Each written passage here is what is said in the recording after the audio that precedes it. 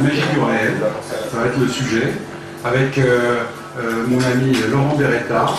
Alors Laurent, je vais te présenter rapidement. J'ai un petit anti-sèche quand même, pour pas dire de bêtises, parce que des fois il me reprend, il me dit non, je suis pas magicien, je suis illusionniste, tout ça. Hop, hop, non, il veut pas. Alors, donc artiste. Ça va, je fais vraiment. Illusionniste. Ouais. Bon, tu as quand même aussi, tu t'intéresses beaucoup à la PNL. Oui. Hein, tu as même suivi des cours aux États-Unis, Dietz, Bomber, maintenant je crois, carrément à la source. Oui. Hein, ok. Bon, bien sûr, tu crées des spectacles. C'est ton premier métier. Et puis aussi, tu as créé une société qui s'appelle Corporate Illusion. Et là, tu proposes aussi des conférences en entreprise sur des sujets qui sont liés à la création d'émotions, en fait. Hein. Tu nous en parleras un peu plus, oui. Comment créer les émotions. Et puis, le thème de ce soir, c'est un petit peu une réflexion sur comment la magie questionne l'hypnose, hein, parce que on voit bien aujourd'hui l'hypnose de spectacle, etc. En quoi elle questionne et comment l'hypnose pourrait questionner aussi la magie. Enfin, quelles sont les affinités, ou voire même les antagonismes hein, entre ces deux disciplines, ces deux arts, hein, l'un thérapeutique et l'autre de spectacle. Hein. Je crois que j'ai tout dit. Oui. Tu te sens prêt? Oui, je me sens prêt, oui. Bon, bah écoutez, on peut commencer? Ça vous va? Bon, alors, donc, des petites... Est-ce que je me mets peut-être face à tout le monde à côté de toi, ou est-ce qu'on va s'asseoir? Ah non, mais moi je m'en vais, j'essayais, mais je reprends à la maison. D'accord. Donc, pour ceux qui ne connaissent pas l'établissement et qui auraient besoin d'aller aux toilettes, descendre, et après, c'est encore descendre au sous-sol, hein, voilà, à droite, au fond à droite, c'est ça. On est parti pour une petite heure ensemble, ensuite il y aura encore une pause, et après on pourra débattre, se poser des questions, échanger sur ce que nous aura proposé, présenté Laurent. Ça vous va? Bon là c'est parti alors. À toi. Merci beaucoup et merci Marc. Donc en fait moi je voudrais faire un petit salut à Marc parce qu'on s'est rencontrés il y a quelques années au sein de la société où Marc travaillait, et ces deux personnes qui géraient cette société m'ont donné l'opportunité de faire des conférences auprès de leurs clients au Palais des Congrès, et moi c'est là que ma carrière de conférencier a vraiment décollé il y a quelques années. Donc merci Marc, c'est aussi grâce à toi que je suis là ce soir. Donc moi je suis ce qu'on appelle illusionniste, et j'ai toujours voulu chercher à comprendre comment la magie fonctionnait, pourquoi elle fonctionnait, qu'est-ce qui faisait à un moment donné qu'on était capable, nous illusionnistes, de faire glisser le réel sous les yeux de à peu près tout le monde, même les gens qui sont réfractaires à la magie, donc il y en a, c'est normal. On n'aime pas tous le challenge intellectuel que la magie propose. Alors ce soir je vais vous faire une promesse, c'est que je vais vraiment vous expliquer comment ça fonctionne. Alors je ne vais pas tout vous expliquer, mais je vais quand même vous expliquer vraiment des secrets de magicien. Alors non, je ne le fais pas, soi-disant que c'est interdit.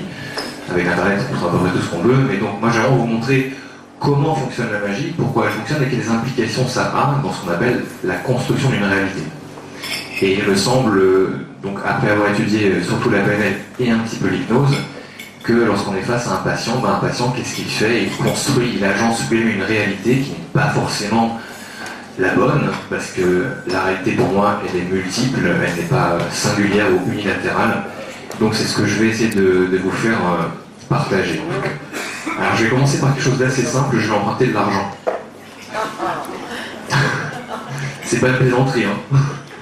Donc si quelqu'un peut me prêter un billet, parce que je sais comment ça finit, donc je ne vais pas utiliser le mien. Vous avez 5, vous avez plus sûrement. Ben voilà, je le savais. Est-ce que quelqu'un a 100 euros? Vous avez 20? Donc, vous avez 50. 50, je suis content. 50? 20? Je prends 20. Alors 5.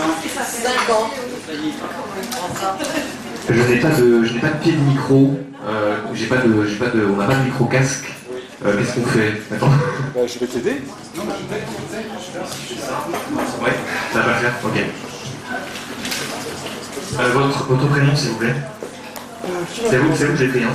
Ouais, Carole. Attendez, on va se reculer comme ça, tout le monde verra bien. Ok. Bien, est-ce que vous voyez ce qui se passe ici pour le moment? Pour le moment, rien. Ça a été commandé à D'accord. mon collègue.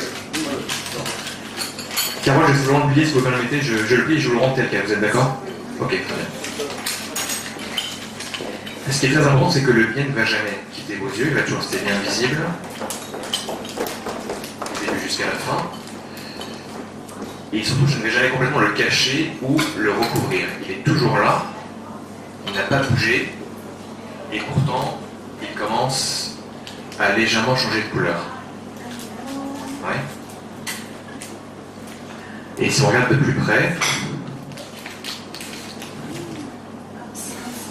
« 500 €. Alors, on se dit... Déjà, bravo, merci. Vous êtes avec moi, Ouais. Vous allez le prendre en main et vous allez le tenir à la lumière. Qu'est-ce que vous voyez? Vous voyez le filigrane? C'est ça, le filigrane. Oui. Vous voyez la petite fenêtre par transparence dans le rectangle blanc? Vous savez ce que ça veut dire? C'est un vrai. Reviens s'il te plaît. Non, reviens s'il te plaît, j'attends de toi. Alors, je vais te demander aussi, donc ça, tu vas tenir ça dans ta main gauche, le micro. La main gauche, le micro. Oui, d'accord. Voilà. Je vais le faire, vous m'entendez là? Oui. Oui. Et avec... non, je vois ça, c'est la même. Sans micro, sans micro. Ouais, c'est parti déjà. Ouais, alors revenez. Vous allez tenir ma main gauche avec votre main droite. Votre main, votre bras? Ouais, l'avant-bras, on va dire. Tu vas faire la même chose ici. Ouais, pour être sûr que rien ne va entrer ou sortir de ma manche, d'accord? Carole, je rentre lorsque j'emprunte. Malheureusement pour vous, heureusement pour moi. Ce qui est important, c'est qu'il ne quitte jamais vos yeux, qu'il reste toujours visible. Que les gestes sont lents, que les gestes sont posés, que la voix suit le geste, que le billet ne quitte jamais vos yeux, il est toujours là devant vous, il est toujours violet, il n'a pas encore changé de couleur. Je le plie une dernière fois et pourtant il reprend sa couleur initiale pour redevenir celui que vous m'aviez prêté. Carole, c'est votre billet. C'est la fin d'un rêve, mais c'est le début de la réalité. C'est votre billet.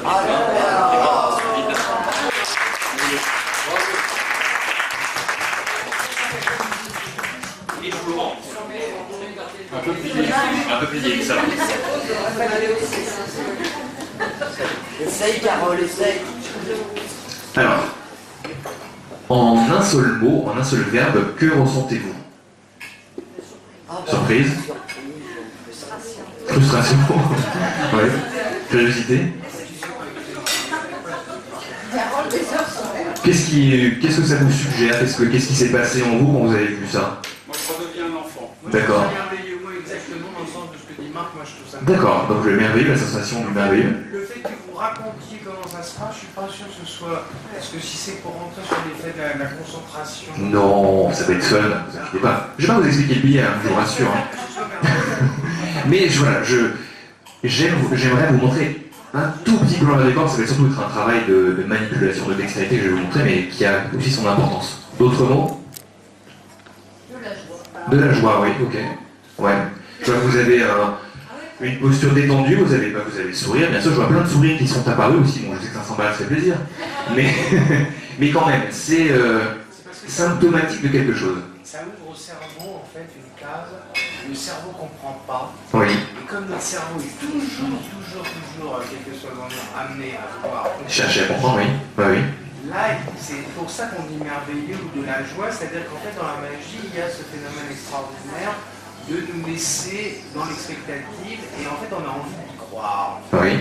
On a envie d'y croire. Ok, très bien. Donc on commence à parler de croyance, justement. Ça, c'est intéressant. Voilà. Donc on va y venir aussi. Un autre mot. Bon, qui m'a dit frustration? Sidéré. Ok, très bien. Donc, au début, j'étais amusé, puis c'est devenu, à la fin, c'est devenu sidéré. Ok. Pourquoi je vous dis ça? Parce que, déjà, ce qui s'est passé, c'est qu'en l'espace de quelques secondes, on ne se connaissait pas.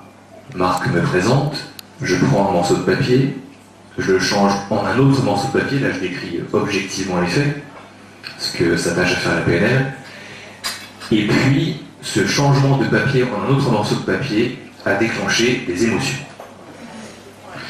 Et là, vous êtes parti dans votre imaginaire, dans une réflexion assez poussée. Monsieur était assez loin tout de suite et j'apprécie parce que vous m'avez devancé, j'ai pas un petit peu. Et donc moi, ce qui m'intéresse dans la magie, ça fait 20 ans que c'est mon métier, ce n'est plus vraiment la technicité ou je veux dire, la prouesse que représentent ces effets, c'est ce qu'elle crée. Et en mettant en intersection ce que j'ai appris en PNL, en psychologie cognitive, et puis après en management, parce que moi je me suis formé au business pour commencer, je me suis rendu compte que la magie déclenchait des émotions très précises et que finalement, suggérer quelque chose, on peut mieux suggérer et on peut commencer à atteindre l'imaginaire de l'autre une fois qu'on a déclenché une émotion. L'émotion va déclencher un état de réceptivité.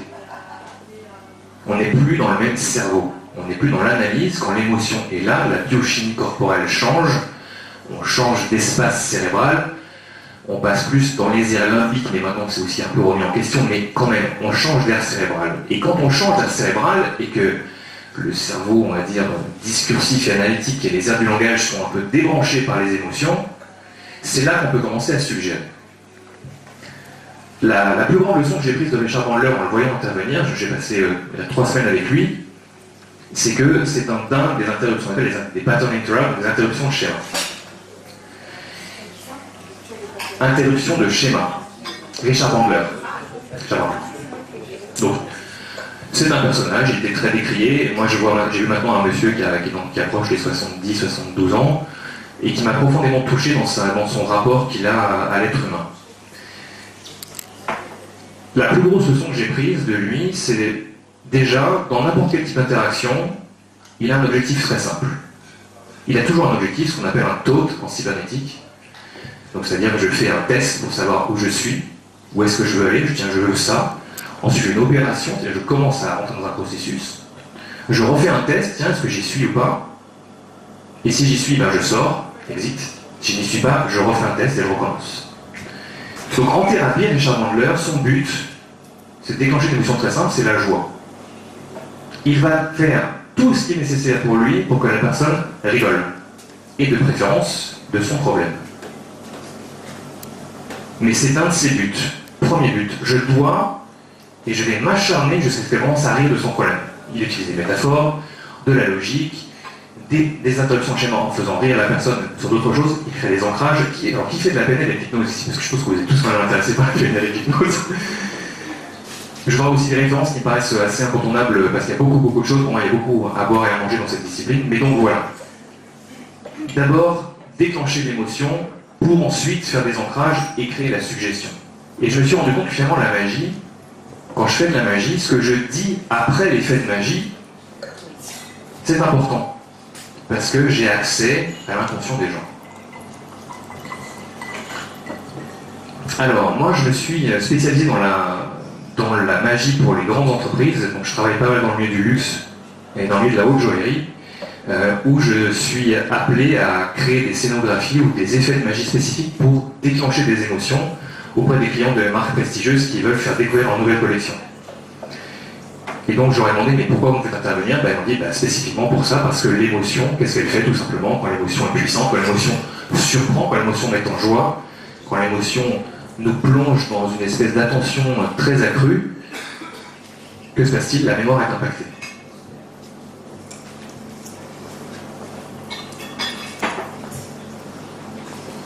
On ancre des images, des sensations, des ressentis, on crée des souvenirs. L'émotion crée le souvenir. L'émotion est aussi, le prix Nobel d'économie, Richard, comment s'appelle-t-il? Je me souviens plus, c'est un Richard aussi, ça me reviendra.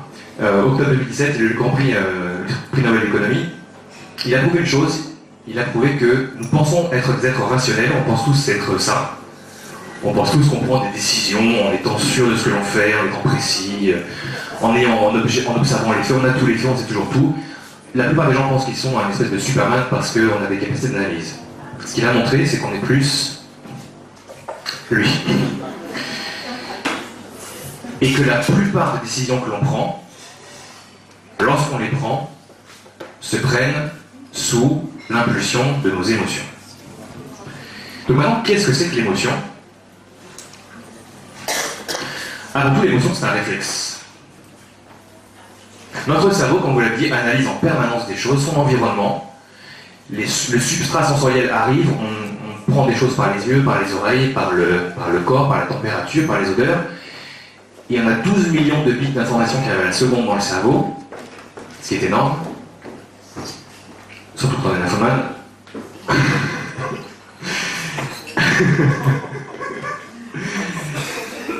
Ouais, c'était un peu difficile ceci. Alors, mais bon, écoute, comme ça, j'observe les gens qui écoutent. Alors, ou qui écoutent, on va dire qu'ils sont branchés sur autre chose. Donc, pourquoi je vous dis ça? Parce que nous formons nos impressions en permanence, c'est ce qu'on appelle l'intuition, ni plus ni moins qu'une analyse qui se fait en permanence, et quand l'émotion arrive, oui, s'il vous plaît, monsieur, si je suis en train de parler, ça serait sympa de faire autre chose que de dire à la dame s'il veut de la bière froide ou pas. Ah, mais moi, vous m'aviez déjà parlé de lumière. C'est juste qu'il a fallu que j'aille chercher un peu.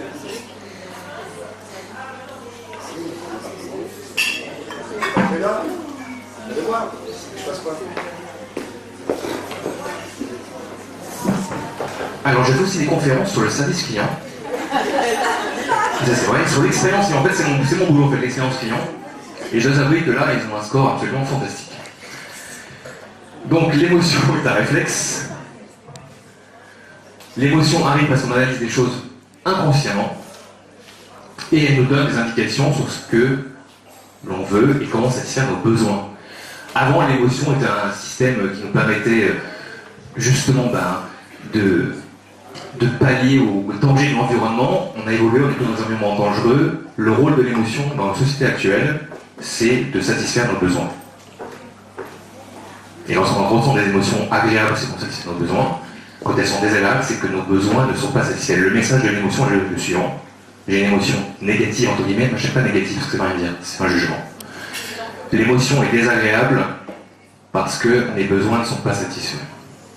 En PNL, on dit il y a une intention positive sous chaque comportement. Si quelqu'un est en colère, si quelqu'un est triste, si quelqu'un est déprimé, c'est pas parce qu'il a envie d'être, c'est parce qu'il veut dire quelque chose qu'il n'arrive pas à formuler. Donc l'émotion est un réflexe. Deuxième donnée que je trouve très intéressante, c'est qu'une émotion, quelle qu'elle soit, positive, négative, agréable, désagréable, une émotion, vous savez combien de temps ça dure, vraiment? Physiologiquement, le corps ne peut la produire par réflexe que pendant 90 secondes. Par réflexe, c'est-à-dire par analyse de l'environnement inconsciemment. On analyse inconsciemment, on a une émotion réflexe, elle arrive, et elle ne va pas durer plus de 90 secondes. Si vous êtes triste, plus de 90 secondes. Si vous êtes en colère, plus de 90 secondes. Vous vous marrez. Vous savez où je vais.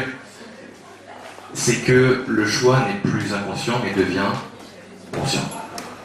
Au-delà de 90 secondes, une émotion qui dure est un choix conscient qui est fait, alors là on va parler de sous-modalité en PNL, qui est fait par un dialogue intérieur, qui est fait par la production d'images qu'on va intensifier en luminosité ou faire grandir, qu'on va rapprocher de notre œil interne, ou alors tout simplement parce qu'on est des gens kinesthésiques pour ceux qui le sont, et on aime bien sentir la colère et l'énergie que ça nous donne, parce que ça nous fait vraiment du bien de dire des choses comme ça en utilisant la voix. Et c'est un choix conscient au-delà de 90 ans. Pour moi, c'est un paramètre assez intéressant. Et moi, je me suis pris un peu dans les dents quand j'ai étudié justement avec une autre personne qui était plutôt psychothérapeute et aussi formateur en PNL, si on disait ça. Et quand vous êtes face à un patient qui est dépressif, ou face à un patient qui a un mal-être, c'est que tous les 90 secondes, il fait de nouveaux choix dans sa tête. Maintenant, c'est comment on va empêcher, ou lui faire empêcher de mettre des bûches sur le feu. Deuxième donnée, alors je sais pas, en fait, j'essaie de passer mes slides avec mon téléphone, c'est un petit peu difficile. Autre donnée, donc il y a Paul Ekman qui a étudié des populations à travers le monde, je ne sais pas si vous connaissez, il a plutôt établi la morphopsychologie des visages, savoir qu'est-ce qu'on voit et qu'on décèle sur le visage pour savoir si quelqu'un est triste ou joyeux, donc il a fait à travers toutes les cultures, à tous les continents. Et il y a une deuxième personne qui a fait ça qui s'appelle Carol Izard. Ils sont arrivés à une conclusion assez similaire, c'est qu'en fait on n'a pas plus de 3 ou 4 émotions agréables, on va dire. Cross-culture, cross-continent, il y a la surprise, vu tout à l'heure avec la magie. On m'a dit aussi la joie et l'intérêt. L'intérêt, c'est je suis absorbé dans la tâche, je suis absorbé par ce que je fais, je suis absorbé par ce qui est en train de se passer devant moi. Je suis présent. C'est une émotion très forte et extrêmement agréable. C'est le zen presque. L'intérêt. Surprise, intérêt, joie, donc les trois émotions positives ou agréables. Et en face de cela, bien sûr, il y en a beaucoup plus qu'on appelle négatifs ou désagréables, mais tout ça parce que notre cerveau cherche à nous protéger en permanence. Le cerveau tient quand même à la base du tronc cérébral et on reste des êtres un peu primaires encore, et donc les émotions désagréables sont là quand même pour nous protéger. Elles sont présentes et toutes ces émotions ne durent que 90 secondes. Maintenant, en recoupant ces données et en essayant de vous faire vivre ce que je vous ai fait vivre tout à l'heure, vous l'avez plus ou moins senti, ce qu'on appelle l'effet waouh pour moi. Les trois émotions que crée l'effet waouh, ben évidemment il y a la surprise, c'est la base, c'est la glaise de la magie.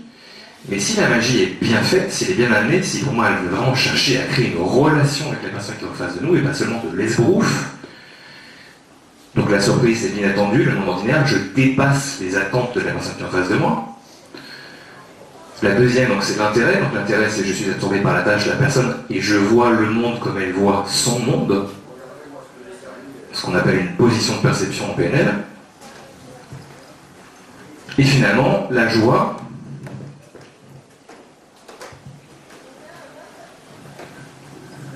Tadam.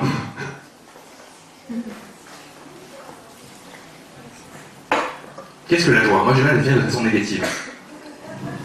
Paradoxalement. La joie, c'est l'absence de friction.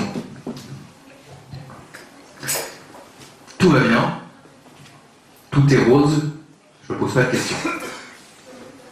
Tout va dans le bon sens, tout est fluide. Mais je ne l'ai pas noté ici, vous êtes joyeux quand il y a une absence de friction. Est-ce que vous savez, quand on pousse ces trois émotions à leur paroxysme, ce qui se passe? Quand on pousse le curseur très très haut sur la surprise, sur l'intérêt, sur la joie, dans quel état êtes-vous? Exaltation. On dit excitation ou exaltation? Excitation, ouais. On est proche, mais c'est pas ça. Si on pousse les trois à leur paroxysme. Oui, sérotonine, dopamine, bien sûr, peut-être endorphine aussi. Ça dépend ce qu'on fait. Quand on pousse les trois à leur paroxysme, on atteint quoi? On atteint l'amour. On atteint quoi? L'amour. Est-ce que la personne que vous aimez vous surprend? Au moins la première semaine. Faut mieux. Est-ce que lors du premier rendez-vous, vous vous intéressez vraiment à elle ou à lui, à son monde, à sa façon de voir les choses? Vous l'écoutez vraiment avec une attention totale, vous êtes absorbé par la tâche, par le discours. Vous écoutez vraiment à ce moment-là. Vous ne coupez pas la parole, vous laissez la personne aller jusqu'au bout. Parce que vous déclenchez l'émotion de l'intérêt. Ou elle déclenchez vous l'émotion de l'intérêt. Et la joie, évidemment, au début, c'est le premier mois, il n'y a pas de friction. Tout va dans le bon sens, tout est fluide, tout est rose. Si je raisonne maintenant dans notre société actuelle, si vous pensez par exemple, qui a un iPhone ici? Vous avez un, vous pouvez le lever, hein?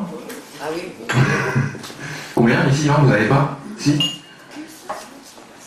Comment vous voyez l'entreprise Apple, par exemple, se servir de ça?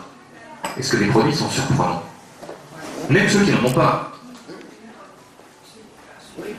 Ils le sont, bien sûr. Est-ce que ils sont défaillants? Ils peuvent l'être, mais ils le sont moins.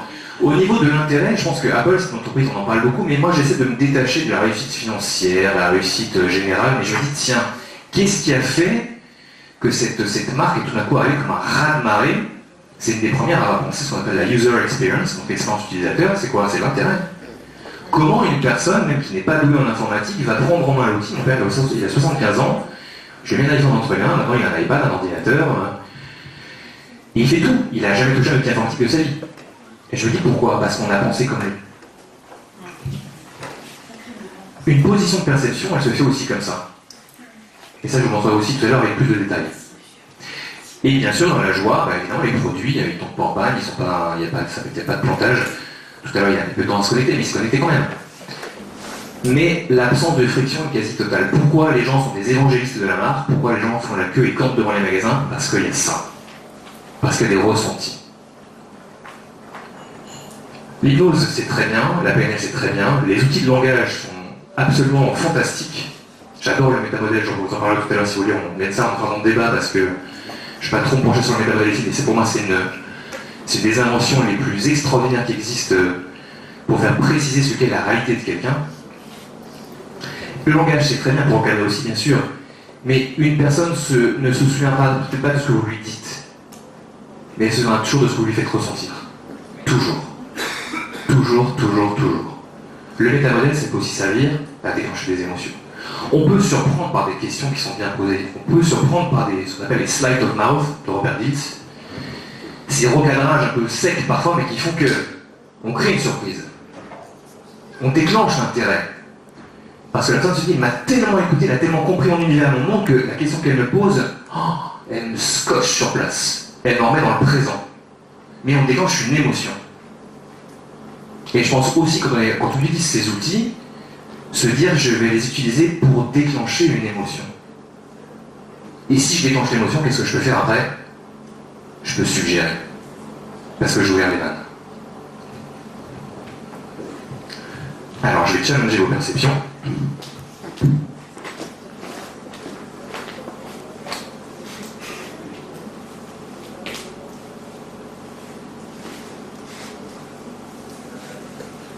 Alors, pour les défenseurs de la nature, je ne vais pas faire apparaître de pigeons.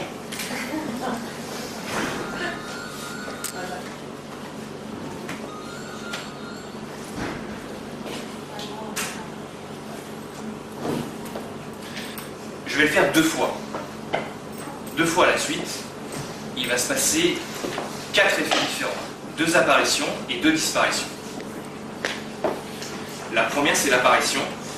Ça, c'est la première apparition, c'est une bougie comme sur la photo qui est derrière.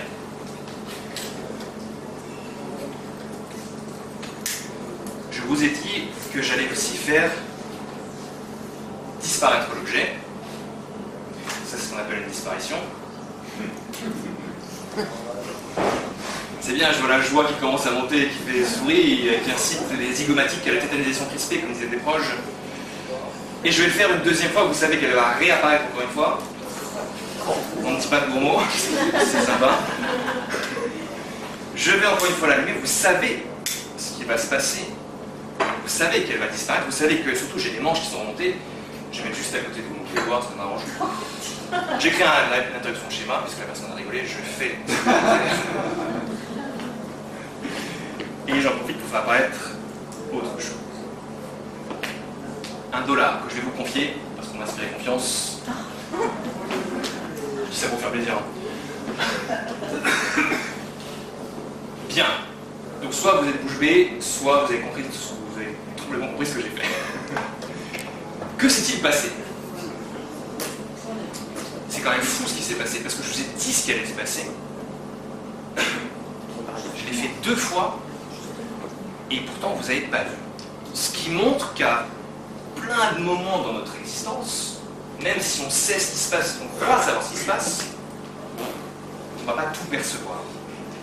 Nos perceptions sont limitées. Moi, la magie, ça m'a appris un truc qui s'appelle l'humilité face à la réalité des autres. Il y a plein de choses que je ne peux pas savoir des gens. Et donc, le métamodèle en PNL, c'est justement vous dire que nous faisons des distorsions par rapport à la réalité, nous faisons beaucoup d'omissions, on efface beaucoup de choses, et puis on généralise beaucoup de choses. Mais tout ça pourquoi? Parce que notre réalité est évidemment subjective. Et la base de la PNL, les premières phrases qui ont été énoncées par Richard Bandler et John Grinder, c'était la structure de l'expérience subjective. Ils appellent the structure of magic, donc la structure de la magie. La structure de l'expérience subjective. Comment une personne structure son réel.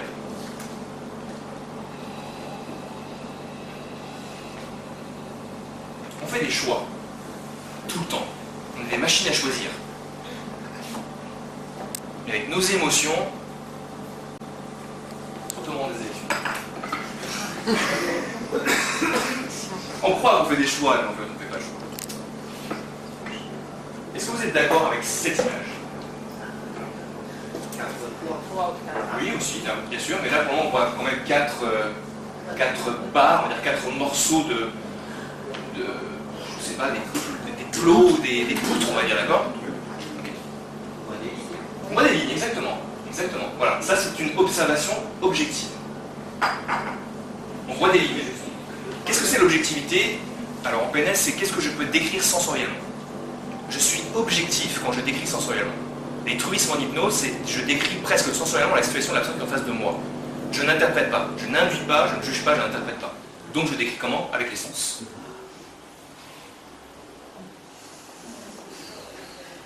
Je vois aussi des lignes qui prennent à l'interprétation 3. Si je mets les deux en même temps, ça s'appelle le mal de crâne. Je déteste cette vision d'optique en fait. Plus je la regarde, moins je la comprends. C'est fou quand même. Mais ce qui est intéressant, c'est ce qu'elle signifie. C'est que tout ce que nous observons, c'est une perspective. Ils ont chacun leur perspective. Et c'est pas la vérité. La vérité, ce sont des lignes.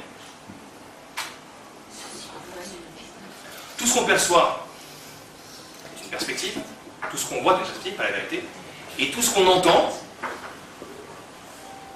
c'est une opinion. Ce n'est pas un fait. Et cette très belle phrase, elle n'est pas de moi, elle est de Marc Aurèle. Les Romains qui n'ont pas fait que des conneries. Ils en ont dit aussi.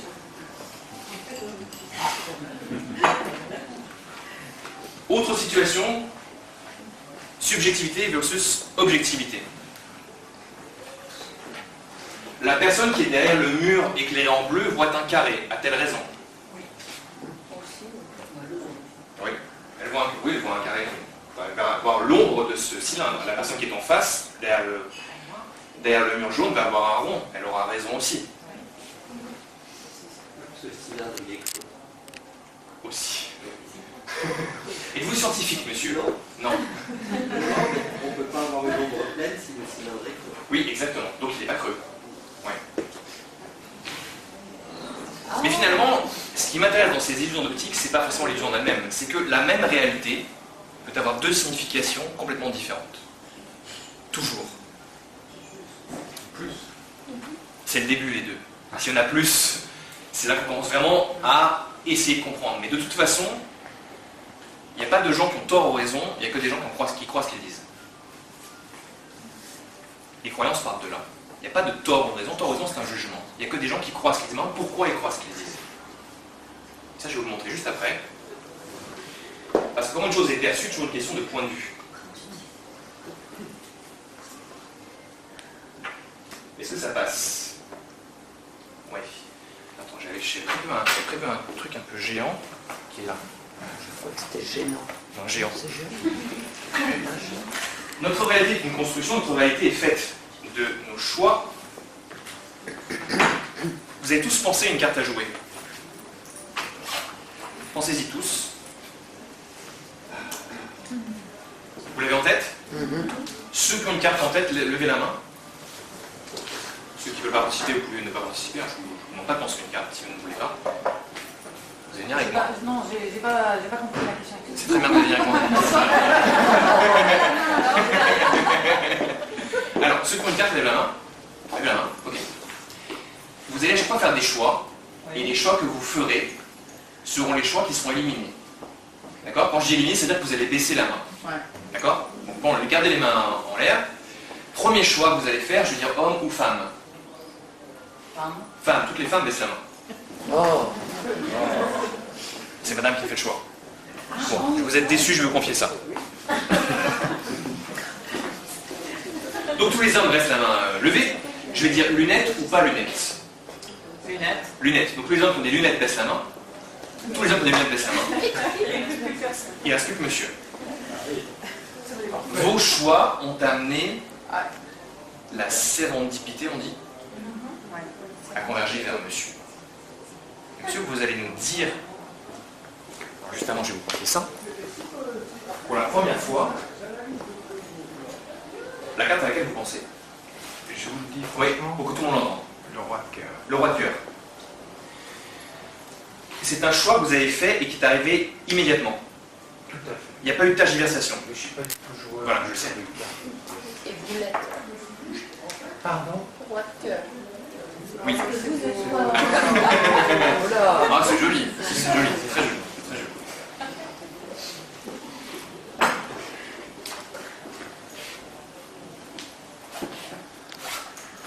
Regardez ce qu'il y a à l'intérieur. Ça ressemble à un jeu de cartes. Nous sommes et nous ne devenons que les conséquences de nos choix. Et nos choix, bout à bout, créent notre destin. Si vous voulez faire réfléchir un patient sur ce qu'il fait, dites-lui ça. Vous n'êtes et vous ne devenez que les conséquences de vos choix, et vos choix mis bout à bout deviennent votre destin. Où voulez-vous aller? Qui serez-vous en tant que personne si vous continuez à faire ces choix? Robert Dills remonte dans l'anivologie comme jusqu'à l'identité. Deux questions qui vont faire un petit travail émotionnel sur la personne et après vous suggérez.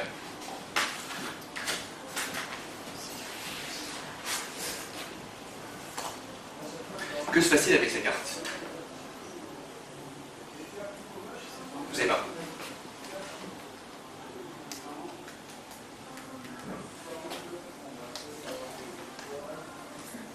Je vais les étaler comme ça doucement.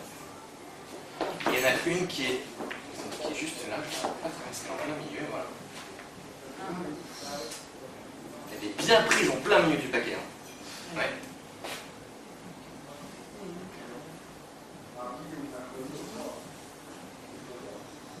Ouais. Vous allez la prendre? Là, vous allez lire un moment, ça s'appelle le prestige. C'est-à-dire quand vous retournez la carte, vraiment il y a une clameur qui sort de la salle, vous pouvez la montrer à tout le monde. Montrez-la à tout le monde. Merci. Oh.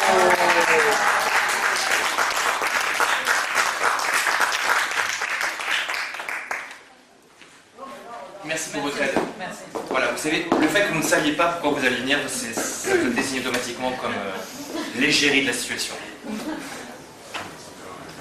Bien, je parlais d'objectivité, de subjectivité. Ça va vous plaire. Mais comme vous êtes assez rapide, ne cramez pas la surprise pour tout le monde. Alors, pour moi, c'est ce qu'on appelle un test d'objectivité. Observez-vous penser et observez les réponses qui vont être faites. Que voyez-vous objectivement? Objectivement étant ce que je peux décrire sensoriellement, sans interpréter, sans induire et sans juger. Qu'est-ce que vous voyez? 3 angles. 3 V. Ok, bon. Un grand triangle dont les bords sont effacés? On peut dire ça? Oui, oui. Une partie effacée, oui. Quoi d'autre? 3 angles.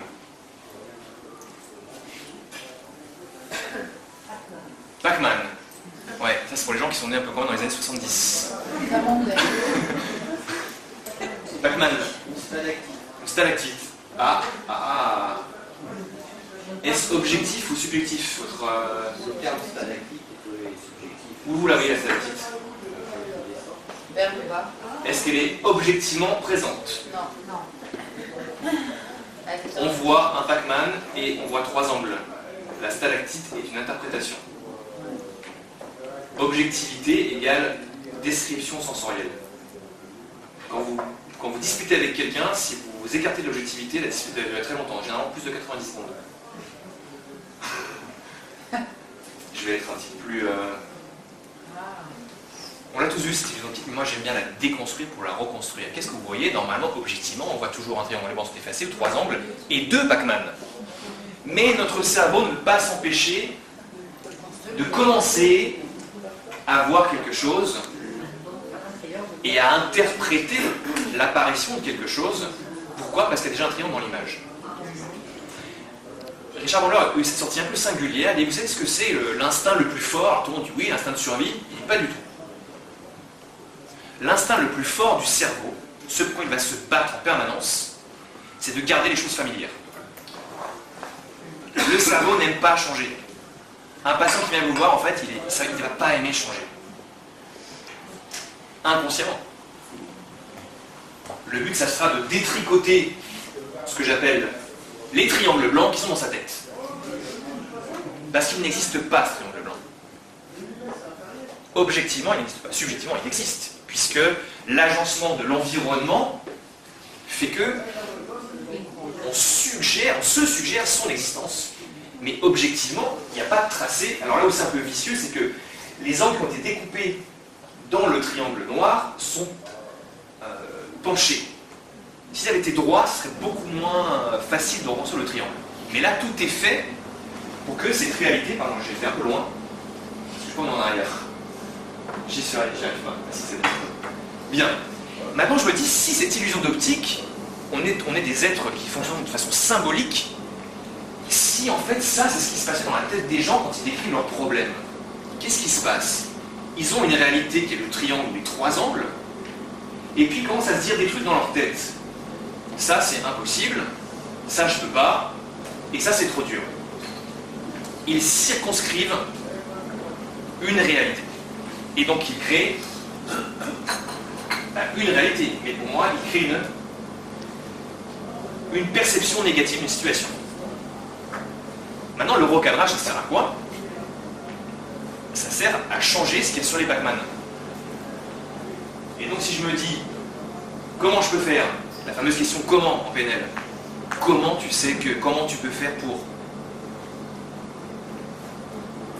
La question comment, ça j'adore, c'est quand vous posez la question comment tu sais que, comment tu pourrais faire pour, on n'est plus dans le jugement, dans le processus de pensée, dans la temporisation de ce que l'on va faire et pas dans ce qui a existé. On ne dit pas pourquoi tu as fait ça. Le pourquoi, c'est une trop vieille question. Elle a son utilité, mais pas dans le cas d'un recadrage. Donc comment je peux faire? Est-ce que l'obstacle que tu vis n'est pas une opportunité? Est-ce qu'il y a toujours un moyen? Comment tu peux le trouver?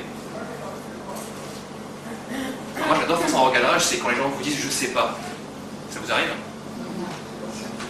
Comment tu pourrais faire pour? Ah bah je sais pas. Et moi je leur dis si tu savais ce serait quoi? Bah je sais pas. Inconsciemment qu'est-ce qui vient en premier? Vas-y maintenant dis-le moi. Et là vous commencez à avoir des réponses. Mais il faut l'amener comme ça. Je sais pas, et si tu savais ça serait quoi? Et inconsciemment si tu savais ça serait quoi? Et si ça continue et tu ne sais pas qui tu es? Et là vous déclenchez encore l'émotion. Par la question. Et donc, quand je recadre, quand je mets différentes significations sur des plots qui sont dans la réalité de la tête de quelqu'un, je change la perception pour créer une perception positive de la même situation. C'est pour ça que la réalité est construite. Et je peux créer une nouvelle réalité. Je la crée comment? En posant des questions, en recadrant, et en donnant une autre signification aux choses. C'est comme les traits sur la feuille, on change de point de vue. Et quand on change de point de vue, on change la réalité. J'ai étudié avec une autre personne qui s'appelle Michael Breen, je donnerai cette référence, qui était master trainer avec Richard Bandler. C'est aussi un linguiste, et il disait une chose assez fondamentale, tous les outils de la PNL et de l'hypnose, quand on est thérapeute, le premier devoir, la première chose qu'on a, et qu'on doit faire, c'est de se les appliquer à soi. T'as levé les yeux au ciel. Hein. Alors si vous voulez, quand on aura la discussion sur le métamodèle, on refera peut-être une conférence juste sur le métamodèle. Le métamodèle, c'est un, je ne sais pas ceux qui connaissent la PNL un peu, le métamodèle, c'est une façon de questionner la réalité de quelqu'un pour lui faire arriver au maximum de précision sur ce qu'elle est en train de vivre. Parce que quand quelqu'un vous dit « je ne vais pas bien », par exemple, qu'est-ce que ça veut dire? La phrase « je ne vais pas bien », la première question à poser, c'est « comment tu sais que tu ne vas pas bien ?» On commence par là. Elle vous donne des détails. Plus les détails sont gros, plus le métamodèle va couper comme un rasoir, comme un économe, pour enlever ce qu'il y a de superflu, pour arriver vraiment à ce que la personne a vécu au moment où elle a ressenti ce qui la gêne. Et le ressenti, c'est quoi? C'est une émotion. Le métamodèle, c'est l'économe pour enlever, je vais dire un gros mot, la merde sémantique, pour arriver à l'émotion. Et pour lui faire décrire l'émotion qu'elle a vécue. Et donc la première chose qu'on doit faire avec ces outils-là, moi j'ai eu du mal, parce que le métamodèle, à me l'appliquer, des fois je me dis, ah ouais, là tu généralises, là tu interprètes, là tu fais une omission. Et je me vois en train de penser, parce que bon, moi je suis comme tout le monde, hein, je fais plein d'erreurs d'interprétation, mes émotions durent plus de 90 secondes. Le but, c'est quand même de les faire durer moins longtemps. Mais maintenant que je sais ça et que je vous dis, mon but, c'est de l'appliquer à moi. Et c'est dur. Mais c'est intéressant. Il me reste combien de temps? 90 secondes. Non, il te reste un petit quart d'heure. Un petit quart d'heure, ok. Je vais faire le secret, mais je ne crois pas parce que j'avais prévu d'autres qui... En plus, si je fous le bordel, il va pas être content. Tu sais, parce que ça met des papiers partout à la fin. Donc, non, mais on le fera une autre fois, ça, on le fera une autre fois. Voilà, deuxième temps. Voilà. Je vais récupérer ma pièce. Et là, je vous ai fait une promesse, c'est que je vais essayer de mettre tout ce que je vous ai montré en équation, on va dire, visuelle. Et je vais vous expliquer comment ça marche et pourquoi ça marche. Alors, ce ne sera pas le billet de 500 €, ça ne sera pas le jeu de cartes avec la carte qui est retournée au milieu. Vous observez attentivement le plan, et vous voyez que c'est un plan, c'est ça? J'essaie de... Ouais, c'est un plan, c'est un secret de magie avec un faux bras. Ouais. Ouais, je crois qu'il y a des gens qui observent quand même. Bien, alors ce que je vais vous montrer maintenant, je vais le faire une première fois sans vous l'expliquer, et après je vous montre tout ce qu'il y a derrière. D'accord? Ok. Est-ce que je peux me mettre... Est-ce que là vous voyez mieux la pièce? Si je suis dans la lumière du projecteur? Ok. Bien. Vous l'avez touché, il n'y a pas de colle dessus, de fil, d'aimant, Je vous ai fait confiance, hein, c'est trop tard.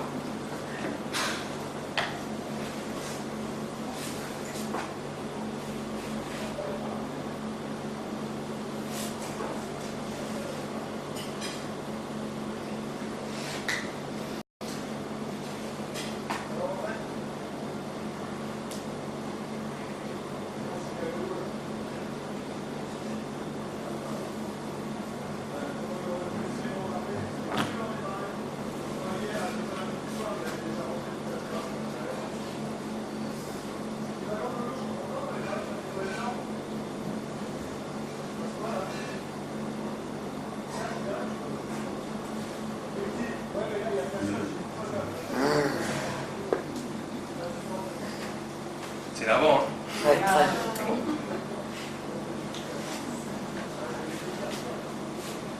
Que s'est-il passé? Plein de choses.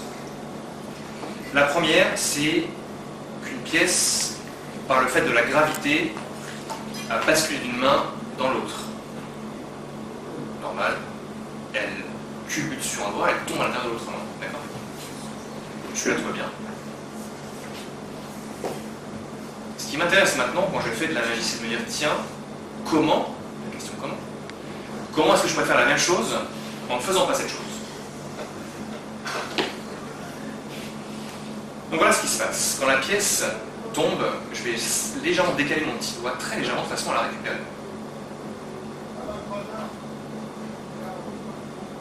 Là, ça a l'air logique, enfin voilà. En fait, elle ne tombe pas. Maintenant, si au moment où elle touche l'intérieur de la main, je déclenche ce qu'on appelle la réception du poids en déployant mon poignet vers le bas, le cerveau ne peut pas ne pas interpréter. Regardez ce que votre cerveau va faire.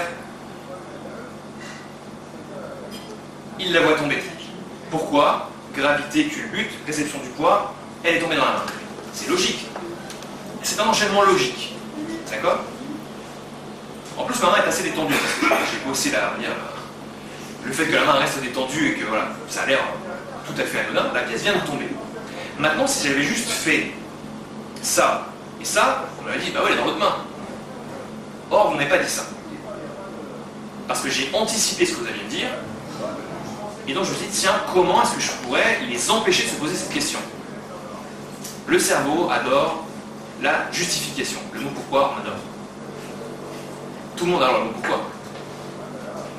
Donc ce que je vais faire, c'est que je vais écrire un pourquoi. Je vais remonter mes manches. Sa main gauche est vide, donc il remonte sa manche droite. Sa main droite est vide, donc il remonte sa manche gauche. Pour eux, rien ne s'est passé, et pourtant. D'accord? Maintenant, ce qui est là, Ça me gêne. Je vais la changer de place. Je vais la mettre dans cette position-là. Et là, on a l'impression qu'elle n'est plus là. Elle est toujours dans la main. Intéressant. Pourquoi vous ne l'avez plus vu tout d'un coup? Je vais faire un geste, je vais montrer ça. C'est dommage, ils sont partis au moment culturel. Alors, si je fais ça. Ah, c'est bien. Comme ça, on me dit c'est E.T. Non, c'est pas E.T. finalement. Ouvrez des bouquins, donc effectivement. Attendez, est-ce que je l'ai mis sur ces slides-là? Je suis pas sûr. Je l'ai pas. Non, je l'ai pas. Non, j'avais une main de Michel-Ange, donc effectivement, c'est la main des statues, c'est la main de la Renaissance, c'est la main des peintures, et puis c'est notre main dans une position la plus naturelle possible. Si vous prenez votre coude comme ça, et que vous lâchez votre main, qu'est-ce qui va se passer? Ben voilà. Votre index se relâche, mais à l'extérieur, là, vous les faites. Lâchez. Il se relâche. Ils sont dans le même plan sagittal, donc le pouce et l'index dans le même plan transverse, et les doigts sont légèrement repliés. Donc moi, ce que je cherche à faire en cachant une pièce dans la main, c'est quoi? Créer quelque chose de familier. Donc ça ne va pas attirer votre attention. Je le fais en justifiant l'action. Comme la pièce est là, et que je l'ai amenée ici, là c'est un peu bizarre de faire ça. On a vu pourquoi. Il va faire ça, il claque ses doigts. C'est normal qu'il claque ses doigts, il y a un truc qui va se passer. Mais dans le geste de claquer mes doigts, je devais passer d'une position à une autre. Vous voyez une réalité subjective qui a l'air logique. Je transfère une pièce d'une main à l'autre en remontant les manches, je claque les doigts parce qu'il y a un truc qui va se passer. Pour vous, rien ne s'est passé, alors que j'ai déjà 2 temps d'avance. Maintenant, je vais faire ce qu'on appelle de la communication visuelle. Je vais diriger votre attention. Le magicien ne détourne pas l'attention, il la dirige. Comme un thérapeute. On ne va pas détourner l'attention, on va diriger l'attention vers autre chose que la façon dont il construit son problème. Mais on est des directeurs d'attention. On va rediriger l'attention. Donc qu'est-ce que je fais ici? Je vais baisser cette main dans l'ombre et je vais lever cette main. Et en plus, je vais la suivre avec les yeux. Et vous faites quoi? Vous y allez. Ensuite, je fais de la communication non verbale. Et là, je vais déplacer le poids de mon corps de la jambe droite vers la jambe gauche. Et vous y allez encore plus. Et cette main-là, elle est naturelle, elle est relâchée, elle est Michel-Ange, je l'ai complètement oubliée. Quand j'ouvre la main, je fais ça, et vous vous dites, il y a une cache entre les doigts, quoi. Et vous avez dit, elle a disparu. Mais vous pensiez qu'elle est encore pincée entre les doigts.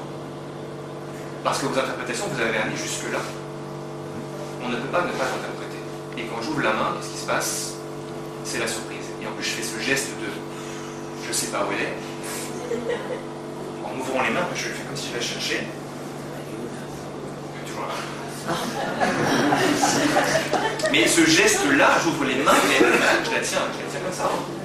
Non, mais vous avez une main avec un creux particulier. Alors, ça s'appelle le travail. Ouais, je pense aussi. C'est comme le métamodèle, il faut en bouffer tous les jours. Ah, c'est dingue. Et là, je viens de faire une violation du métamodèle. Le métamodèle, il faut en bouffer tous les jours. Et qu'est-ce qui se passait si on ne mangeait pas tous les jours? Un métamodèle de nécessité. Donc, et je vais métaboliser la tête. Donc,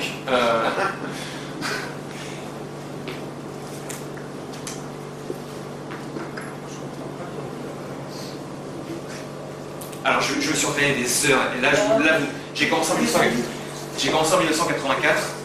J'avais 11 ans. Donc, les plus perspicaces d'entre vous sont pas faire la main en tête. Si la pièce est d'une forme, Peu importe. un diamètre. Peu importe, j'arrive toujours à m'adapter musculairement, à retrouver cette sensation d'utiliser l'énergie minimale pour arriver à créer la vacuité. Mais pourquoi je ne cherche pas à la montrer en écartant les doigts au maximum. Je fais jamais, je pourrais le faire, hein, mais ça c'est pas naturel. Par contre, le naturel c'est ça. Et le pouce et l'index sont dans le même axe. Ça c'est naturel, c'est un geste. Je cherche. D'accord? Elle est toujours ici. Maintenant, ce que je vais faire, c'est que quand je cherche, je vais rediriger votre attention. Et là, je vais rechoper votre regard. Au moment où mes mains entrent en contact, je rechoppe vos yeux et je continue à bouger avec les mains. Et là, j'ai chopé le mains. D'accord? Et après, je vais la chercher. Mais donc, si on observe, ce sont les choses suivantes. C'est qu'à chaque étape de ma démonstration, il remonte sa manche gauche, donc sa main gauche est libre. transfère la pièce, il remonte sa manche droite, donc sa main gauche, sa main droite, il claque des doigts. Un truc va se passer. Qu'est-ce qu'il fait avec sa main? Elle est bloquée, elle est où? Le cerveau mouille, le cerveau analyse, le cerveau ne peut pas interpréter, et le cerveau vit l'émotion de la seconde. Mais ce sont toujours les mêmes gestes, au même moment, au même endroit, qui font que quand vous êtes absorbé par l'intérieur, vous ne verrez pas la grosse pièce arriver. Surprise, intérêt, joie.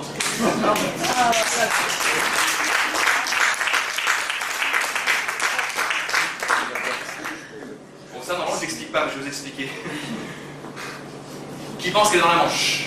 Non, elle n'est pas dans la manche. Elle est presque dans la poche, elle n'est pas dans la poche. Elle est sur la poche. Ah oui, c'est ça. Ah oui, mais ça aussi pas tout. Elle est sur ma fesse, mais... Pourquoi? Vous n'avez pas vu, j'étais la chercher quand même. Hein. Et après je l'ai ramenée devant vous, et puis après je l'ai amenée devant vous là. Imaginez les omissions qui sont passées, ou l'interprétation qu'il y a eu pour que tout ça ne soit pas visible.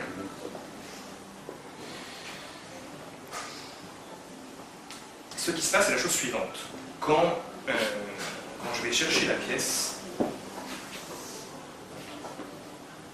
si je me mettais comme ça, de profil pour aller la chercher, vous verrez quoi? Mon coude remonté. Là, vous voyez mon coude. Bon, là, vous clairement, vous un petit peu, pas là-bas, mais encore, on voit le coude remonté. Pour éviter ça, je vais garder mes hanches de face.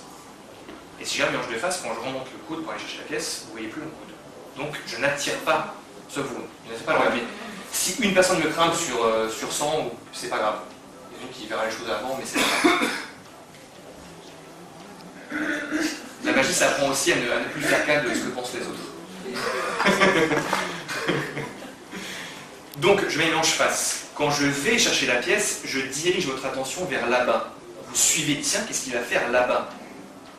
Et en plus, je vous ai parlé de tout mon discours qui était un peu lénifiant sur la psychologie de la perception, et vous êtes encore à fond avec mon explication, donc tout ce qui est autour, vous effacez.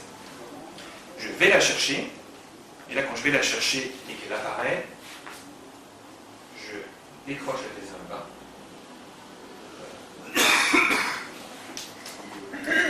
Je reprends mon regard, et pendant ce temps-là, la main a juste fait ça. Je parle, et là, je fais tomber la pièce et poser la gronde dessus. C'est comme ça.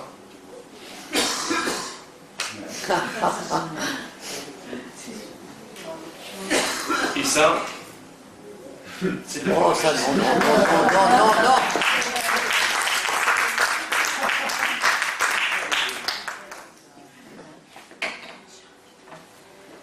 Donc, si je veux aller plus loin, en fait, ce que je voulais vous montrer avec cette démonstration, c'est que finalement, on peut créer des émotions en ayant pour moi une espèce de rigueur. La PNL, c'est une rigueur. La PNL, c'est une méthodologie très décriée en France, mais c'est quand même une méthodologie qui est décriée par un mathématicien et un linguiste. Donc, ce sont des gens qui sont extrêmement logiques, qui ont compris qu'une réalité est construite, que chacun construit sa réalité, et que finalement, le but du bonheur ou de l'existence, c'est d'arriver à des ressentis.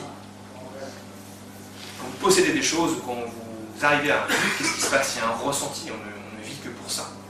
Donc maintenant, c'est comment je vais faire avec ces outils de thérapie pour comprendre ce qui se passe dans la tête de la personne qui est en face de moi, ne pas induire, ne pas juger, ne pas interpréter, pour au final déclencher des émotions et des ressentis plus agréables sur sa situation pour qu'elle envisage différemment. Donc, j'ai trop de slides, donc je vais essayer d'aller plus vite. Pour moi, c'est celles qui sont les plus importantes. Il y a un truc quand même qui est assez important, c'est, excusez-moi. Oui, dites-moi. C'est que quand vous faites de la magie, en fait, vous avez, vous, énormément besoin d'amour. Nous, on vous donne de l'amour, de joie. Comment vous savez que j'ai besoin d'amour? Alors que dans la... J'interromps ta question parce que... Ça sera pour après? Oui, voilà. D'accord. On va avoir un parce que Ouais. je suis un petit peu... Mais gardez la question. Mais c'est parce que ce serait bien que tu puisses finir quelque chose. Parce Ouais. qu'après, il y a des assiettes, des D'accord, couteaux, ça des marche. machins, des plats. Attends, j'arrive plus à les passer. Non, mais non, au contraire, la question est intéressante. Ça avance. Oui, la question est intéressante. Ce que je voulais dire, c'est que moi, en magie, j'essaie toujours de me positionner en pensant à la fin. Qu'est-ce qui va se passer à la fin? Alors, mon client, c'est le public. Pour vous, c'est un client. Mais qu'est-ce que je veux que mon client, ou dans une situation de couple, la personne qui est en face de moi, qu'est-ce que je veux qu'elle conclue de l'interaction? Dans n'importe quel type d'interaction, c'est bien d'avoir un objectif, même s'il est très simple. Parce qu'on sait vers quoi on tend, on sait vers quoi on va. Moi, les questions que je pose en magie, c'est qu'est-ce que je veux que mon spectateur conclue? Donc, voilà, du service, de ce que je fais en magie, de l'expérience qu'il va vivre, et de moi. Et là, je me donne des micro-buts, mais j'y réfléchis en amont. Maintenant, ça sera en dernier, qu'est-ce que je veux qu'il ressente? Là, je pense que vous l'avez compris, ben, il y a trois choses. Surprise, intérêt, joie. Comment je vais dépasser ses attentes? Comment je vais peut-être lui couper l'herbe sous le pied un moment? Comment je vais le surprendre? Comment je vais le faire sortir de ses gonds? La thérapie de Farelli, où c'était quelqu'un qui était très très offensif avec ses patients, il ne faisait que ça, de la surprise, de la surprise, de la surprise, en étant un peu trash, mais à la fin, une fois que la surprise était passée, il pouvait suggérer, parce qu'il avait créé l'émotion, et parce qu'il avait décompensé. Un pattern interlock en interruption de schéma, c'est ça. Comment je vais les taper dans ces trois émotions pour suggérer ensuite. Et donc, qu'est-ce que je veux que mon client, que mon spectateur voit? Vous voyez, le truc de la pièce, c'est une micro-manipulation dans des effets de magie, ce qu'on appelle des routines de magie qui sont beaucoup plus vastes, avec 4, 5, 6, 7, 10 effets dans l'espace de 4 minutes. Là, je vous ai fait une analyse de 30 secondes de ce qui se passe. Mais donc, moi, la question que je me pose, c'est qu'est-ce que mon spectateur voit? C'est valable partout. Qu'est-ce qu'il entend de ce que je lui dis? Comment je lui parle? Richard Bandler a fait cette saillie assez impressionnante. Il a dit l'hypnose, c'est bien. Le Milton modèle, c'est moi qui l'ai modélisé, je sais comment ça marche. Le métamodèle, pareil. Mais ce qui compte le plus dans votre interaction avec un patient, c'est votre voix. La voix. Travaillez votre voix, mais travaillez-la de façon extrêmement poussée. Modulez, amusez-vous. Les sous-modalités de la voix sont très intéressantes. Et pour moi, ce sont celles qui auront le plus d'impact sur la façon dont vous allez influencer quelqu'un.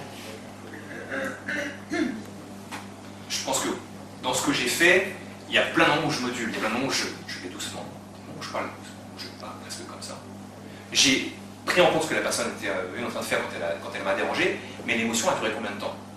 Moins de 90 secondes. Je peux dire, vous êtes un gros connard, qu'est-ce que vous foutez? Mais je ne l'ai pas fait. Mais je me dis maintenant, comment je régule? Comment je m'en sers pour? Et j'ai rebondi parce que je me suis dit, qu'est-ce que vous voyez, qu'est-ce que vous entendez? Et je me dis, comment je vais raccrocher les wagons? Encore une fois, comment? Et donc, si on pense à ce que votre client, votre patient voit ou entend, ça peut être intéressant de travailler là-dessus. Et forcément, dans votre façon de vous comporter, il va interpréter. Il va interpréter la lumière qu'il y a dans votre cabinet, il va interpréter ce que vous avez mis le jour J, il va interpréter tout. On ne peut pas ne pas interpréter. Donc si vous voulez l'effet waouh, on l'a dit, ce sont donc dépasser les attentes, voir son monde, position de perception, et l'absence de friction. C'est valable pour tout le monde, c'est valable partout, c'est valable quand le service est nul, c'est valable dans un restaurant, c'est valable en thérapie. Pour moi, c'est un prisme qui n'est pas le prisme, mais en tout cas, l'universalité des émotions ne se dément pas. Et j'espère vous avoir fait ressentir au moins les trois ce soir. Merci. Bravo.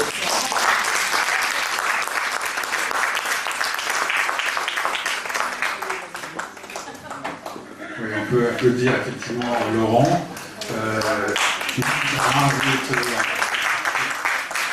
Merci beaucoup, c'est vraiment formidable parce que Laurent nous étonne, il nous étonne avec des tours, il se permet de les expliquer, c'est quand même très rare, et ces explications sont presque encore plus surprenantes que le tour lui-même.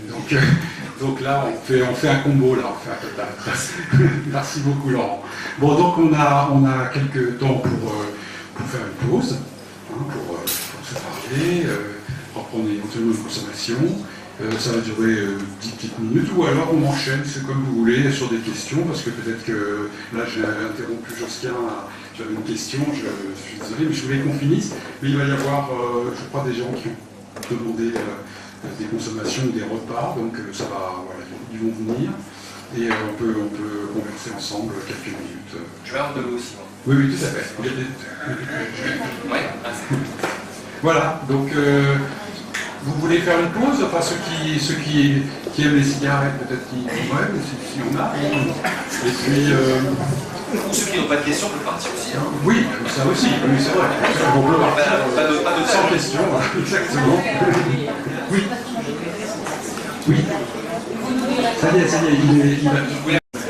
Est-ce que enfin, ceux qui voulaient manger quelque chose, je vois que c'est en bonne voie.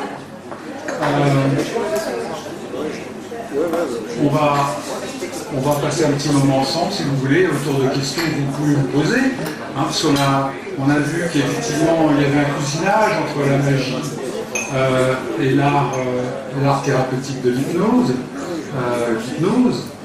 Il y a peut-être aussi des différences. Hein, enfin, bref, il y a de quoi discuter sur le sujet. Donc, que tu voulais poser, qui était une bonne question. Voilà, je prends une chaise, non? Oui, tu peux prendre une chaise, pourquoi pas. Hein, c'est pas que chez toi. Alors, tu te souviens de ta question? C'était une question sur l'amour, je pense. Ma question n'était pas formulée, je ressentais quelque chose, puisqu'il s'agit de ressenti. Je dis au passage, il y a une très belle phrase, malheureusement, c'est une phrase de Céline, mais Céline disait avant le verbe était l'émotion. C'est important parce qu'on croit que la Bible est le premier mot, mais non, avant le verbe était l'émotion. Et donc, je me disais que par rapport à tout votre discours et la façon dont nous étions tous en admiration devant autour, il y a une différence qui se passe parce qu'il y a une prise de pouvoir du magicien, passez-moi les mots, hein. Il y a une prise de pouvoir du magicien qui est, comme tout un chacun, quelqu'un qui a besoin d'amour, qui a besoin de reconnaissance, et qui donc, dans son show, quand il fait un show, capte de l'attention, hypnotise, c'est intéressant, hypnotise presque son spectateur, de façon à ce qu'il ne voit pas qu'effectivement il a gardé la main, simplement la pièce dans la main, parce que c'est une question de travail de tous les jours, tout ça. Alors qu'en fait, chez l'hypnothérapeute, il ne peut pas y avoir cette prise de pouvoir. Il y a forcément, il doit y avoir une relation qui s'instaure entre l'hypnotisé et l'hypnotiseur, c'est que je fais exprès, qui est forcément une relation d'amour entre guillemets, mais chez l'hypnothérapeute, il n'y a pas cette prise de pouvoir et c'est difficile parce que l'hypnothérapeute hypnotise, nous hypnotise, le magicien aussi, mais le magicien c'est à des fins de nous surprendre et de ramener la joie vers lui. Alors que l'hypnothérapeute doit ramener la joie vers vous-même. Oui, je comprends. Après, les émotions que je cherche à déclencher, vous les ressentez aussi. C'est pas seulement moi qui les ressens. Bien sûr. Après, c'est ma façon de concevoir la magie qui pour moi, pour méta-objectif, non pas de me mettre en avant et de montrer que je suis fort et que je crée des choses impossibles. C'est un des premiers buts. Moi, mon vrai but, c'est de vous faire ressentir des choses qui sont agréables et de me détacher de l'équation pour que vous ayez un ressenti qui ne soit pas seulement lié à ce que je fais. C'est vrai que j'avais prévu je fais beaucoup d'autres effets où l'acteur de l'effet de magie devient vraiment le spectateur. Je finis généralement les interventions comme ça, où le focus n'est plus sur le performeur, entre guillemets, mais sur la personne. Et donc, comme en hypnose, pour moi, la personne vient voir un thérapeute parce qu'elle lui donne, elle lui confère un pouvoir qui va être de la soigner, au début, en tout cas, qui est un pouvoir subjectif aussi, que nous allons chercher, enfin, que l'hypnothérapeute va chercher à détricoter, comme tout coach, pour faire comprendre à la personne que les ressources sont en elle, que les solutions sont en elle, et que ce n'est pas le thérapeute qui a ce pouvoir, qu'elle vient chercher de toute façon. Et ça fait partie pour moi du deal que la personne vient signer. C'est-à-dire, voilà, je viens chercher quelqu'un qui vient m'aider, et à la fin, elle se rend compte que c'est elle qui s'est aidée. Et on la laisse partir avec cette vision-là d'elle-même. Donc, effectivement, oui, je suis d'accord avec vous. Dans la façon dont la magie est présentée, parce que c'est un art de la représentation, effectivement, je prends le pouvoir parce que je dirige votre attention, mais après je le fais à des fins qui sont pour moi au-delà de « regardez comment je suis fort ». Parce que je vais vous faire vivre quelque chose de plaisant, d'agréable et de déclencher ces émotions. Je ne sais pas si psychologiquement on ne peut pas fouiller le truc et vous dire, mes chers monsieur, quand vous aviez 15 ans, vous étiez dans tel et tel état, vous êtes intéressé à la magie de façon à éclater vos petits copains. Bien sûr. Et c'est devenu un deal maintenant et vous le faites plus naturellement. Mais malgré tout, il y a ce besoin de reconnaissance et d'amour. Enfin, Alors comment vous savez que j'ai besoin de reconnaissance et d'amour? parce que vous êtes magicien. Ah bon? Et alors le clown aussi, le chanteur, le danseur, ont besoin de reconnaissance et d'amour. L'artiste. Je suis peintre, donc je C'est le spectacle. Oui. Donc, étant magicien, je fais exprès, étant magicien, qui plus est en faisant des shows, les artistes, de façon générale, de toute manière, ont un énorme besoin d'amour. Bien sûr, de façon générale. Oui. Mais il y a des artistes qui n'ont pas besoin d'amour et de reconnaissance, qui aiment simplement créer. Oui, bien sûr. Imaginer les gens qui travaillent à la peur de la journée, on n'est pas dans une entreprise, il se passe pas. Bien sûr, bien sûr, bien sûr. Je suis d'accord avec vous sur ce point-là, effectivement. Moi j'ai commencé par ça parce que j'avais besoin. Bon, j'ai fait une psychanalyse en plus avec Gérard Miller, donc c'est un peu de la merde. Mais j'ai cherché à comprendre pourquoi j'avais fait ça. Et effectivement, au début, c'était parce que j'avais besoin de prendre confiance, j'avais besoin de montrer aux gens, aux autres, que je savais faire quelque chose. Forcément, il y a une espèce d'affirmation de soi qui est à la base mais de toute forme d'art. De toute façon, on veut s'affirmer en montrant qu'on est capable de faire des choses que les autres ne font pas. Mais qui demandent un travail de toute façon. Donc, je pense que là, ce que vous pointez du doigt pour moi, c'est le problème de la plupart des magiciens qui continuent à faire de la magie pour la magie en elle-même et de vouloir montrer qu'ils sont forts et qu'ils sont beaux et qu'ils sont surpuissants, mais qui ne pensent pas au ressenti du spectateur et qui ne pensent pas à ce que la magie peut apporter au spectateur. Et moi, je dis oui, bien sûr. Après, ce que je vous dis, c'est que l'hypnothérapeute a aussi ce rôle au début qui est la personne vient le voir parce que c'est l'hypnothérapeute qui va la soigner. Et après, son rôle est effectivement de lui faire comprendre que il y a un entrepôt avec, c'est Milton Erickson qui disait ça, voilà, il y a un entrepôt avec un nombre incalculable de colis et de paquets avec des choses extraordinaires à l'intérieur, et la personne, elle a juste pas mis la lumière dans l'entrepôt. Elle a éclairé avec l'entrée. L'hypnothérapeute, il va éclairer d'abord la pièce où il y a les rouages, puis après la pièce où il y a les émotions, puis après la pièce où il y a une autre chose, mais voilà, c'est comment je vais allumer la lumière dans toutes les pièces. J'aime beaucoup cette métaphore. L'hypnothérapeute a la clé de l'entrepôt. Une fois qu'il a ouvert la clé, une fois qu'il a ouvert la porte, il va juste diriger le patient pour lui demander d'aller allumer la lumière un peu partout. Donc au début, effectivement, il a ce pouvoir parce que c'est lui qui donne la clé, mais une fois que la clé est tournée, le pouvoir il est patient. C'est ça, ce que je veux dire, c'est cette petite notion qui fait que le magicien a la clé, l'hypnothérapeute aussi a la clé. Et il ne faut pas la même chose de la clé. Non, bien sûr que non. Peut-être la clé n'amène pas qu'on puisse aller chercher une émotion qui soit plaisante et qu'en fait c'est semblable à l'émotion qu'on peut avoir quand on sort de chez un hypnothérapeute et qu'on trouve que ça a plutôt bien marché. Oui, bien sûr. Bien sûr. Tant mieux. On peut aussi faire ce qu'on aime, offrir sans en attendre quoi que ce soit. En tant qu'artiste. C'est chaud. Ah, non, mais quand on est artiste, quel que soit le niveau, peu importe, on peut aussi faire ce que l'on aime, l'offrir aux autres sans attendre quoi que ce soit. Oui, c'est vrai, bien sûr, c'est ce que tu n'aimes pas. Oui, enfin. Je pense que inconsciemment, on cherche une récompense qui est un applaudissement, voilà, ça fait toujours du bien, ou un compliment à la fin d'un spectacle, c'est toujours du bien. Après. Ça, c'est parce qu'on est en live. Oui, je suis d'accord avec vous. On n'est pas en live. Bien sûr. On ne sait pas, en fait, si Oui. les gens vont apprécier ou pas. Bien sûr. Prof, à travers un écran, à travers de la musique, le parleur. Oui, un écrivain, L'artiste par n'est exemple. pas nécessairement. Oui, un écrivain, c'est vrai qu'on va le dire. Tout seul, Il va avoir juste des chiffres parce qu'il a vendu son livre. Mais, Ouais.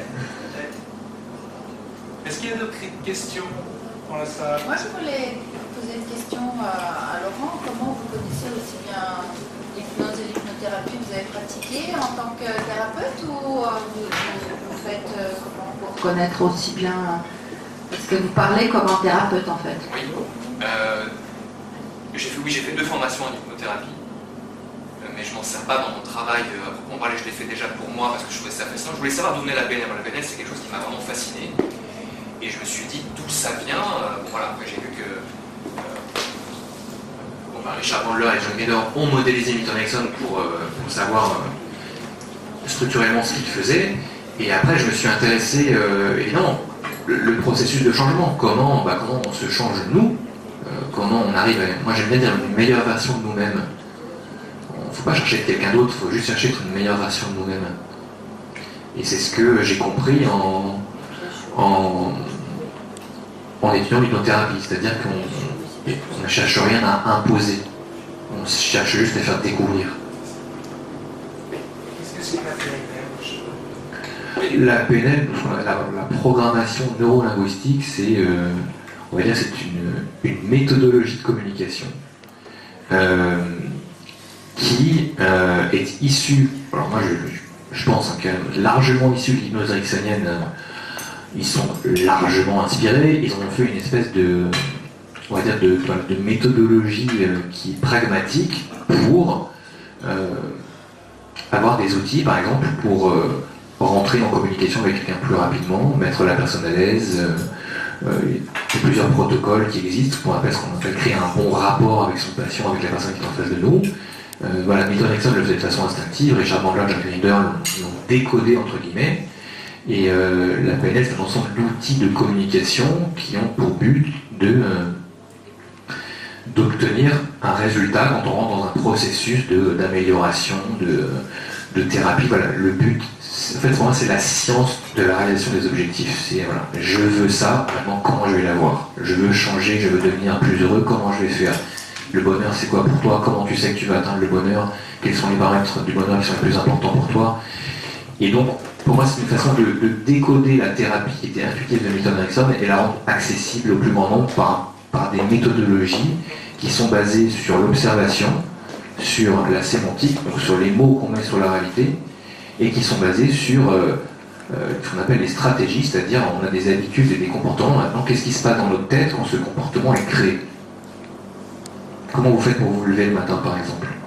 Qu'est-ce qui se passe quand on vous réveille?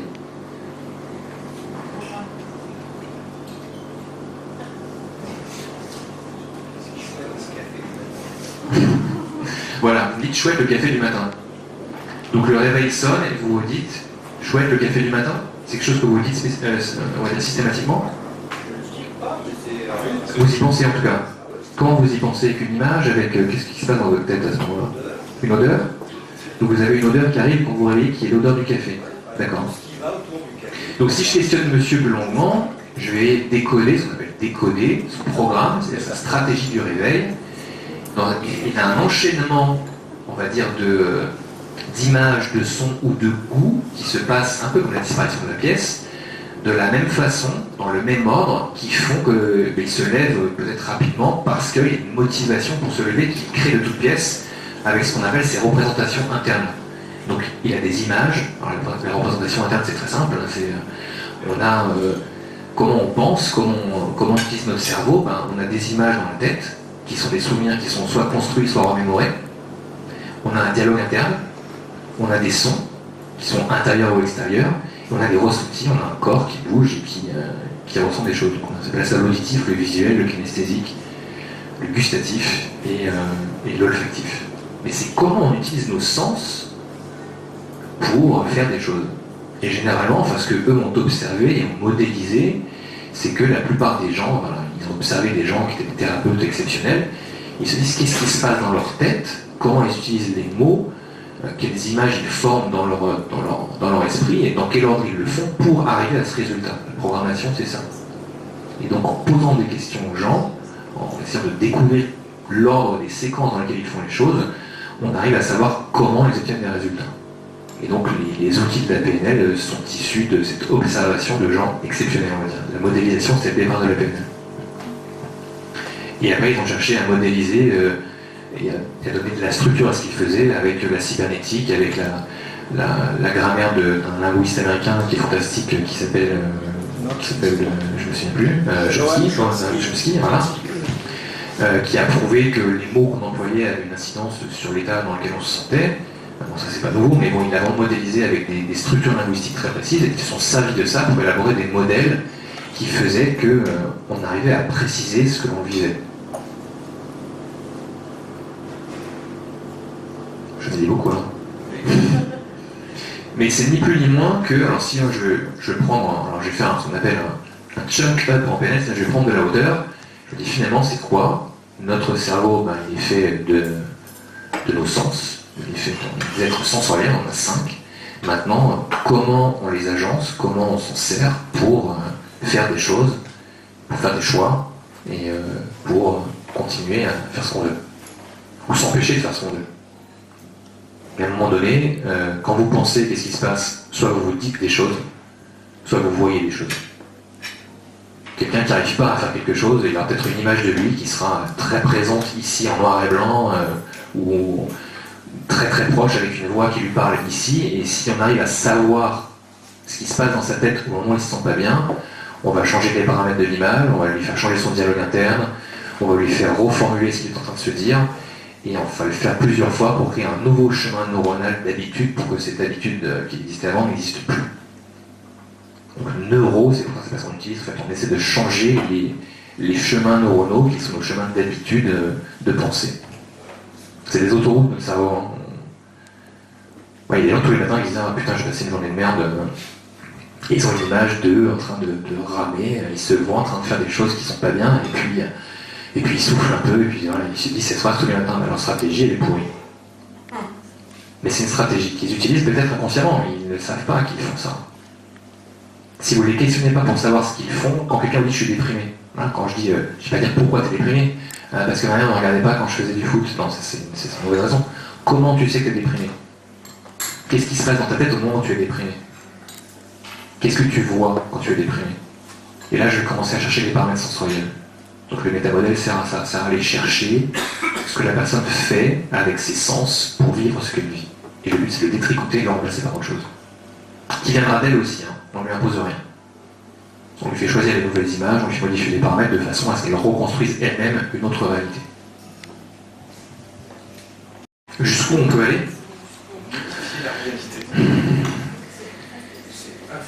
Oui, c'est infini, mais maintenant moi je dirais jusqu'où la personne veut aller, parce que le thérapeute, il n'a pas son mot à dire. Hein.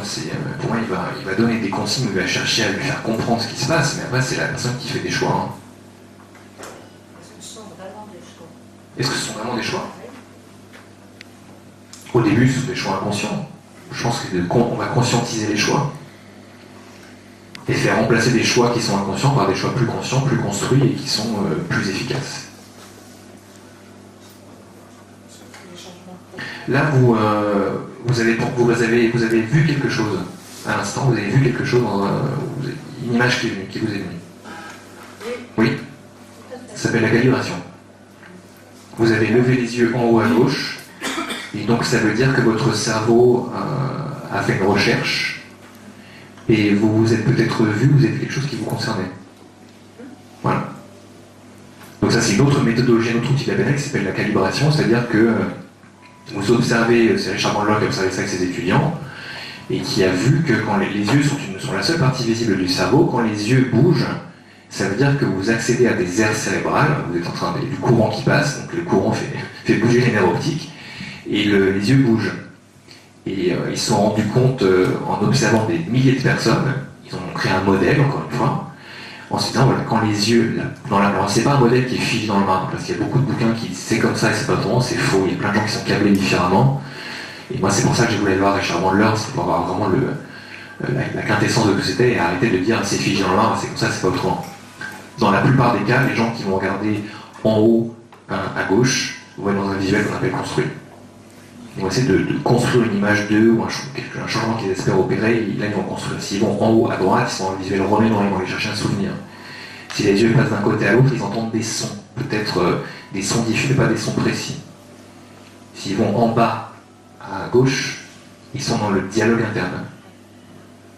Et s'ils sont en bas à droite, ils ressentent quelque chose, une émotion, si les yeux sont comme ça, quand vous n'êtes pas bien, quand vous pensez, quand vous ruminez quelque chose qui vous rend triste ou qui vous préoccupe, vous regardez en bas à droite, vos yeux sont comme ça, parce que vous avez un ressenti. Si c'est lié ressenti. Pour, si vous voulez savoir ce que la personne ressent, alors ça c'est pas du mentalisme, au niveau de la PNL c'est comme du mentalisme spectral, c'est de l'observation accrue. Quand vous regardez comment quelqu'un respire, vous allez pouvoir déduire des choses aussi. La déduction étant qu'est-ce qui pourrait être vrai, qu'est-ce qui peut être vrai, qu'est-ce qui doit être vrai. Posez ces questions de façon régulière quand vous observez quelqu'un et vous allez commencer à faire des observations qui sont plus vraies. Et après vous allez poser des questions pour savoir si vous allez dans ce sens. Mais ça c'est un modèle de questionnement aussi que j'aime bien qui s'appelle le framing tool, mais c'est un autre élève de Richard Bandler qui a proposé ce modèle de questionnement. La façon la plus intéressante de changer, c'est de savoir se poser les bonnes questions. Ou de faire changer, c'est de poser les bonnes questions. Je vous ai mis très vite questions. Et vous avez vu plein de choses différentes. Et vous allez commencer à les voir. Et parce que vous allez commencer à les voir, vous pouvez déjà savoir que c'est en train de changer. Qu'est-ce qui vous intéresse le plus, la magie ou la thérapie? La thérapie, c'est de la magie. Ah, je trouve ça magique de pouvoir changer la réalité de quelqu'un pour améliorer sa vie et pour lui faire vivre des choses différentes. Bon, après, quand je fais des spectacles, même quand je fais des conférences en entreprise, je passe des messages qu'on m'a pas demandé de faire passer, mais je m'en fous, hein. Je sais que ça va faire du bien aux gens. Et les mecs sont venus voir à la fin d'une prestation, ils m'ont dit je pense que je vais quitter mon tavon demain. Je dis c'est cool, hein, vas-y. Hein. Bon, son boss c'était pas à côté, mais moi j'ai quelqu'un, c'était au Crédit Mutuel, je me souviens. Il y a une dame qui est venue à la fin de la prestation, elle m'a dit écoute, en fait mon mari, ça fait des années qu'il va être boulanger, il est directeur d'agence. Et elle me dit, ça fait chier. Je l'écoute pas. Et je leur fais faire un exercice que je vous ai pas fait faire, un effet de magie que je fais à la fin de mes conférences, mais bon, je reviendrai pour le faire juste l'autre fois. T'as eu le teasing. Et elle m'a dit, bah tu vois, avec ce tour que tu nous as fait, j'ai compris qu'il fallait que j'arrête. Et que j'arrête de trouver des excuses pour qu'il fasse pas les choses. Et je suis directeur d'agence aussi, on aura assez de pognon, s'il se plante, il se plante. Et s'il se plante pas, il y a rien mieux. Et donc elle m'a dit, et puis il m'a envoyé un mail 2 mois après en me disant, c'est bon, on a fait les démarches, il va ouvrir un commerce. Donc le Crédit Mutuel a perdu un employé. Ah, je l'ai pas goûté, Mais voilà, pour moi c'est ça, c'est une forme de magie, ça c'est de la vraie magie, c'est-à-dire que en réagençant la réalité de quelqu'un, la magie c'est une métaphore. Hein. Un effet de magie, c'est ni plus loin. Ce que j'ai montré, c'est que c'est pleinement des métaphores. Hein. Un des grands axes de l'hypnose ericksonienne, c'est quand même une métaphore. C'est-à-dire qu'Hamilton mettait la personne en confiance, la mettait en transe, ça racontait une histoire qui, selon lui, allait faire un lien avec ce que la personne vivait et qui, après, allait faire le reste. L'histoire faisait le reste et la personne changeait. Donc j'essaie de renouer avec ça. En tout cas, moi, c'est ce qui me plaît dans la magie, en tout cas. C'est si je peux amener ces éléments-là pour donner d'autres façons de voir le réel aux gens. Pourquoi, moi j'ai une vraie question, alors pourquoi ce monde est aussi mal foutu, aussi dégueulasse? Quel monde? Le monde en général. Ouais. Si, puisqu'on sait que je sais pas, des choses, un enfant est fait relativement très déconstruit, avant 8 ans déconstruit, donc t'as intérêt à lui avoir fait passer les bons trucs avant qu'il ne soit trop tard, mais par exemple l'hypnose, par exemple la façon dont tu parlais de la PNL, j'ai pas compris si c'était la PNL ou la PNL. C'est là, plus loin PNL. Voilà, PNL. Ce que je veux dire, c'est pourquoi est-ce qu'on... la question de madame, c'était comment peut-on changer... jusqu'où peut-on aller? Jusqu'où peut-on aller pour changer la réalité de quelqu'un, c'est ça? Et je pense pas qu'il y ait pour changer la réalité de quelqu'un, c'est jusqu'où peut-on aller? Pour changer la réalité. Oui, c'était pas forcément dans le but de changer quelqu'un, c'est jusqu'où peut-on aller avec cela. D'accord. C'était pour dire qu'en fait, il y a quelque chose d'infini dans la façon dont nous en parler. Alors on pourrait effectivement tous se poser les bonnes questions, et déjà se poser les questions, et se poser qui plus les bonnes questions, mais et s'arranger soi-même, parce que c'est la même chose d'aller voir un psy. Oui, c'est ce que je vous ai dit. Un psy, c'est en fait c'est se faire du bien à soi-même. Oui, bien sûr. Mais l'hypnose, Marc en est témoin. l'hypnose, moi, m'a aidé à revenir d'un cancer, entre autres. Donc, voilà, c'est pour dire qu'effectivement, le cerveau a une capacité immense inutilisée. De se reconfigurer, ce qu'on appelle la neuroplasticité. Pourquoi est-ce qu'on n'apprend pas aux gens tôt à l'école Parce que on est un système. Non, mais dis-moi, répondez-moi si vous avez des réponses. On va pas dire à qui profite le crime, mais après c'est vrai que oui, mais on vit dans un système qui est cloisonné parce que on peut pas, comment dire, les techniques de changement et les progrès qui ont été faits, je veux dire, ces 40 dernières années, justement avec la PNL, l'hypnose, la cybernétique, même les sciences cognitives. Voilà.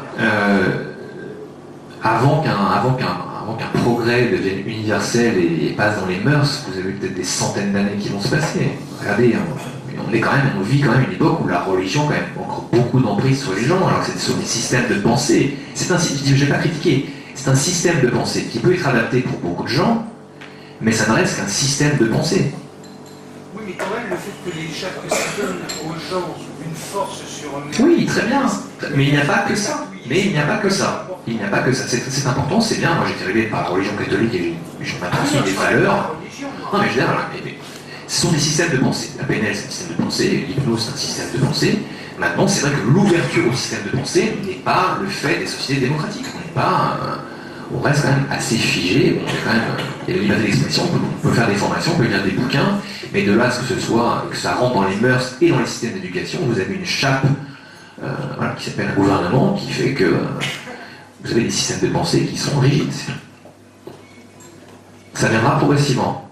Quoique, exactement par rapport à ce que vous disiez tout à l'heure, je sors de chez une neurochirurgienne top niveau, qui m'a demandé si effectivement je faisais de l'hypnose. Donc comme quoi, c'est en train...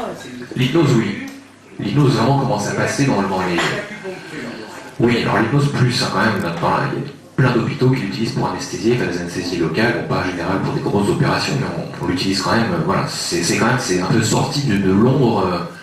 C'est en train de sortir. Oui, pour moi c'est déjà bien sorti. Voilà. C'est vrai que la PNL maintenant c'est enseigné à la fac, mais il y a 30 ans en France c'était une secte. C'était une secte. Une secte. Parce qu'effectivement des gens... Oui, voilà, oui. Mais surtout voilà, bon, après dans la PNL il y a eu beaucoup de gens qui ont utilisé pour former des vendeurs de bagnoles ou pour vendre, comme disaient des proches, voilà, des voitures à des pauvres synthétiques dénués de permis de conduire. Donc, vous faites quoi dans les entreprises? Vous leur enseignez quoi? Alors, la conférence que vous avez vue, je ne parle pas de toute PNL et d'hypnose. Là, j'ai fait le lien parce qu'il était évident et parce que de toute façon, c'est la structure de ce que j'enseigne, de ce que je montre. Mais moi, je leur explique comment construire une expérience client. Je leur dis l'expérience client, c'est quoi? Vous avez des clients qui rentrent chez vous. Vos clients, ils ont une réalité qui n'est pas la vôtre. Maintenant, comment vous allez faire pour changer leur expérience et comment vous allez faire pour moi créer des émotions dans leur expérience de votre entreprise. Pour moi, les boîtes qui ne sont pas dans l'expérience client, elles sont foutues. Et eux, là, dans 5 ans. Pourquoi dans 5 ans? Ou je dis, c'est arbitraire. Comment vous le savez que c'est dans 5 ans, par exemple? Mais parce que, ce que je disais tout à l'heure, ça a l'air anodin, mais quand vous avez plusieurs fois des écueils dans le service, nos générations, Internet, on s'en fout un peu, on n'est pas encore trop accro. Mais d'autres générations, ils ont Google+, ils ont les réseaux sociaux, il y a la génération Y, la génération Z, ils n'aiment pas, qu'est-ce qu'ils vont faire? Avant, un client mécontent, on parlait... On dit qu'un client content, on parle à 10 personnes. Un client mécontent, on parle à 100. Maintenant, un client mécontent, on parle à 3000 potentiellement. Ou à 4000. TripAdvisor a démonté des restaurants et a fermé des restaurants. Quand vous allez sur Google maintenant, les gens peuvent laisser un avis sur n'importe quel type de lieu. Et c'est très difficile de l'enlever. Mais si vous répétez ce genre d'écueil dans le service, qu'est-ce qui se passe? On crée quoi? De la friction. Quand la friction est créée, vous allez créer du mécontentement. Le mécontentement, quand il est exprimé, qu'il est amplifié, vous allez créer une réputation. Quand vous créez une réputation, vous pouvez finir un établissement en l'espace de quelques années. Surtout les générations futures qui se nourrissent du digital. il y a du bon et du mauvais aussi là-dedans. Mais la nourriture digitale, elle est ce qu'elle est. Et maintenant, si vous n'en faites pas cas, si vous pensez qu'en créant des émotions négatives, vous allez créer l'expérience client qui va ne pas avoir de répercussions, moi je vous dis non. Et c'est ce que je dis aux boîtes dans lesquelles je bosse, c'est que je leur dis, voilà, regardez Apple, regardez Amazon, regardez les boîtes qui sont sur le sommet de l'échelle. Pourquoi? Parce que émotionnellement parlant, ces boîtes, elles l'ont peut-être fait à l'instinct, mais en tout cas, elles le font. Amazon, c'est pareil. Amazon, vous avez un problème, qu'est-ce qui se passe?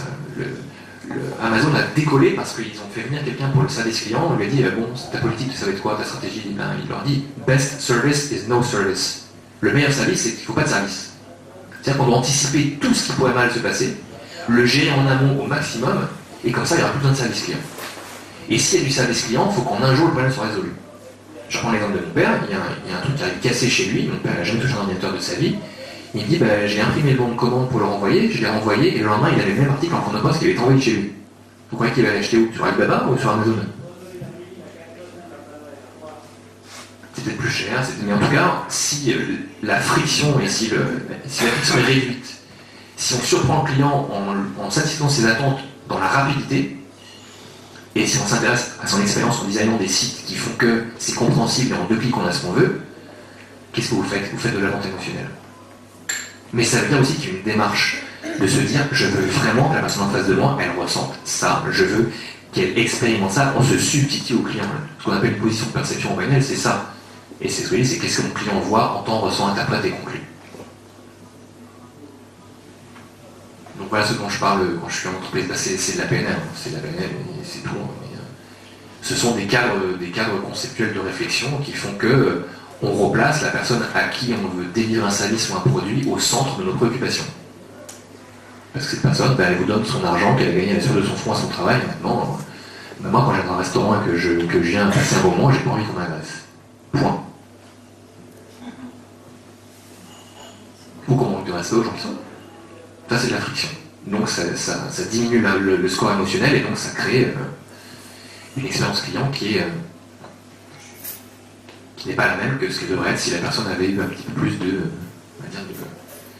de faculté d'observation ou de flexibilité. Voilà, vous connaissez la phrase, moi je dis, il n'y a pas de public résistant ou hostile face à la magie que des magiciens qui ne sont pas flexibles. C'est un présupposé en PNL qui est, il n'y a pas de client résistant ou hostile à l'hypnose ou à la PNL et que des thérapeutes qui ne sont pas flexibles. C'est à vous de vous adapter à votre patient et de trouver les stratégies qu'il faut pour le faire réagir, pour lui faire éprouver de nouvelles choses. La flexibilité, elle appartient à la personne qui se met en posture de servir. Pardon? Position basse. Position basse. Oui, bien sûr, bien sûr. Ouais. Des questions encore? Écoutez, il est pratiquement 22 heures, donc on va se quitter sur cette...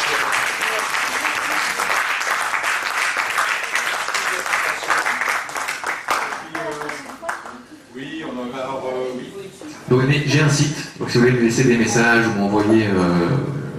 je vais commencer à écrire des articles aussi sur la PNL, parce qu'on m'a demandé d'écrire des articles sur ma façon de voir les choses, de voir comment des thérapeutes un peu exceptionnels faisaient. Il faut démystifier tout ça parce que c'est beaucoup moins compliqué que ça en a l'air.